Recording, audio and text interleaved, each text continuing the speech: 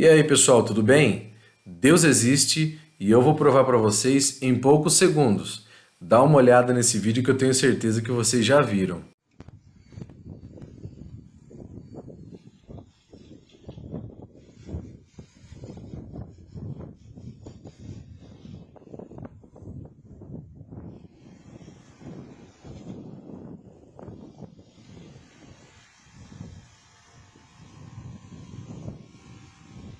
Legal, né? Então vamos conversar sobre esse vídeo agora. Fica aí, vamos acompanhar junto.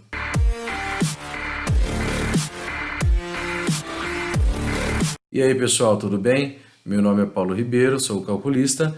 Então, antes de mais nada, se inscreve no canal, já dá o seu joinha e, se for possível, comenta alguma coisa aí também, que me motiva muito a continuar fazendo vídeos para vocês. Então, esse vídeo aí praticamente viralizou, né? Principalmente até para pessoas que não são ligadas à engenharia, né?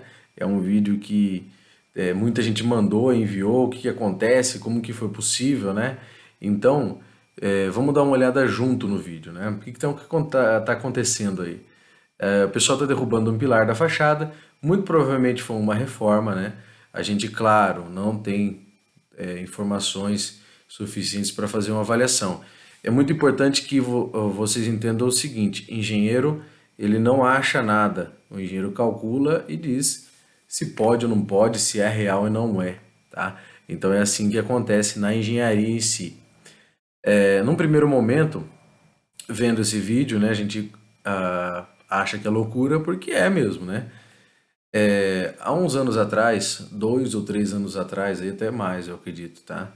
É, Caíram alguns prédios no Rio de Janeiro, em outros estados também, por conta de reformas, tá? Reformas que foram executadas sem muito critério e que fizeram esse tipo de coisa, tá? Então, é mais comum do que vocês imaginam que as pessoas derrubem, né, pilares, elementos estruturais dentro de uma reforma de prédio. E aí, resumindo a história, de um tempo para cá, para tudo que você vai fazer, né? No estado de São Paulo e alguns estados do Brasil, praticamente acredito que seja no Brasil todo, você precisa de ter uma anotação de responsabilidade técnica. E essa exigência, né, é um efeito colateral justamente desse tipo de coisa. Então, se você for por piso no seu apartamento hoje, você vai precisar fazer uma anotação de responsabilidade técnica, aprovar na prefeitura e ter uma autorização para fazer isso. Esse é um grande efeito colateral, né, dessas obras sem critério. E não vá você achando que a gente está livre, né, desse tipo de coisa. Já aconteceu comigo, por exemplo, né, de fazer um projeto de reforma, não era só uma RT, era um projeto mesmo de reforma. E ao chegar na obra, a gente se depara com os empreiteiros ou os pedreiros, né, que está executando, derrubando um pilar, por exemplo. Já aconteceu em um prédio comigo de 14 pavimentos, né? E o pessoal estava começando a cutucar ali um pilar no terceiro. Então, é uma coisa crítica, que se não tivesse a presença do engenheiro ali massiva durante a obra, poderia chegar a acontecer um problema maior, tá? Por isso que tem a necessidade de ter responsabilidade com o que você está fazendo, por isso que chama anotação de responsabilidade técnica, né? Que está presente ali na obra e vê realmente o que está acontecendo, o que está sendo feito, tá?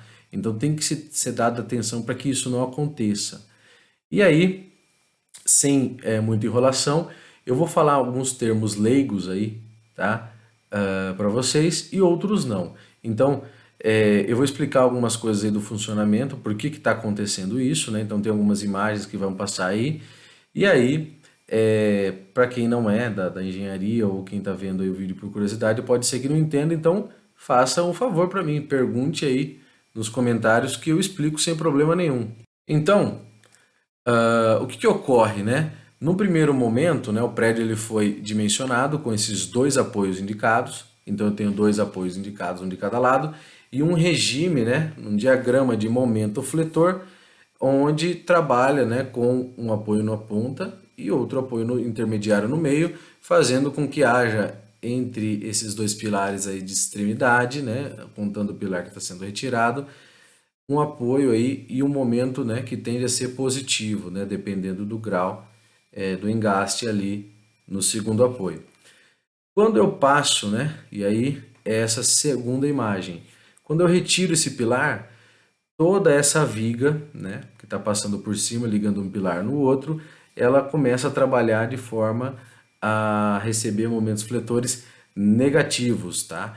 E esse é um grande problema, porque ela não foi dimensionada para esses esforços, porém não caiu. Vocês viram que não caiu a estrutura? Aparentemente os operários ali estavam bem, né? E a gente não teve notícia, né, se esse prédio caiu ou não. Se você teve notícia, me conta, porque eu não sei. E aí, esse regime de esforços ele passa a ser distribuído no restante da estrutura, tá? E aí vão ter problemas ou não. Então, por que não caiu e por que não ocorrem problemas? Basicamente, existem níveis de segurança muito aceitáveis, né? Muito grandes. Quando a gente vai dimensionar uma estrutura desse tipo, sempre eu vou majorar a carga, então eu tenho lá um nível, vamos imaginar que você está projetando para suportar 1 kg, pense 1 kg, certo? Então eu vou pegar um material que suporta 1 kg, ok? Quase toda a estrutura tem coeficientes de segurança semelhantes, tá? Umas maiores, outras menores, dependendo da confiabilidade do material e dependendo da qualidade também. Então, eu tenho a carga de 1 kg para uma estrutura que aguenta 1 kg. Então, vamos pensar em quilo que vocês entendem melhor. Quando eu vou calcular, eu jogo a minha carga que eu calcularia com 1 kg, eu coloco um coeficiente de segurança de 1,4. Então, eu multiplico ela por 1,4 e eu vou calcular a minha estrutura para 1,4 kg. E reduzo a minha estrutura em 1,4. Então, eu vou ter um nível maior, certo? De segurança, porque eu estou colocando a carga de 1 kg e estou considerando 1,4, e aí, né, para mim não errar, 1 dividido por 1,4, mais ou menos 70%. Estou considerando 70% da minha carga, ou seja, naquela carga que eu estava colocando 1 kg, né, para uma estrutura que suporta 1 kg, eu estou considerando a minha estrutura suportando somente 700 gramas, estou considerando, calculando com 1,4 kg, ou seja, eu tenho uma margem de segurança muito grande, tá? Um acidente em obra, ela nunca vai ocorrer, né? Um colapso de uma obra em si, ela nunca vai ocorrer por um único motivo. Geralmente eu tenho uma soma, né? Uma soma de sucessivos erros, sucessivos motivos que foram se desencadeando, foram se somando até que ocorra o colapso, tá? Os pilares, eles são elementos muito sensíveis porque trabalham a compressão, eles trabalham comprimido, então eles nunca avisam que vão cair, ao contrário de outros elementos da estrutura que deformam.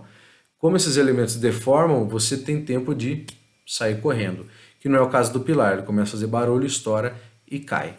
Aproveitando que eu estava com aí um tempinho livre agora, né, no final da noite, eu fiz aí esse modelo estrutural que está passando aí na tela de vocês.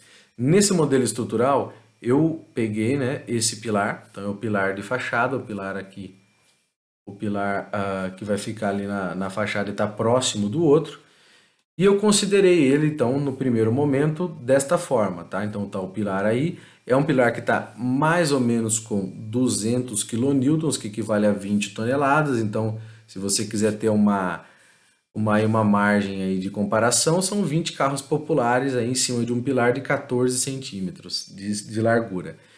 E retirei ele da estrutura. E o que aconteceu? A estrutura não foi processada. O que acontece nesse caso? Muito provavelmente, né, um efeito que a gente chama de resiliência da estrutura, ele vai ocorrer. Essa carga, né, ela vai ser distribuída entre a viga, né, que vai mudar o seu regime de esforços, né, e começar a trabalhar de outra forma, podendo suportar ou não, e os pilares que estão mais próximos que vão ter um acréscimo de carga, tá? E esse acréscimo de carga pode ser que faça com que a estrutura estabilize ou ela comece a apresentar as patologias. Se você assistiu até aqui, muito obrigado. Comenta aí, né, sobre possíveis problemas que você tenha visto aí em obras. Se você recebeu ou não esse vídeo, já recebi umas 10 vezes só hoje, porque acontece muito, né, quando a gente é do meio. Então começa a receber, o pessoal manda. Me mande, não tem problema nenhum, vou comentar se vocês pedirem. O meu muito obrigado, um forte abraço e até mais.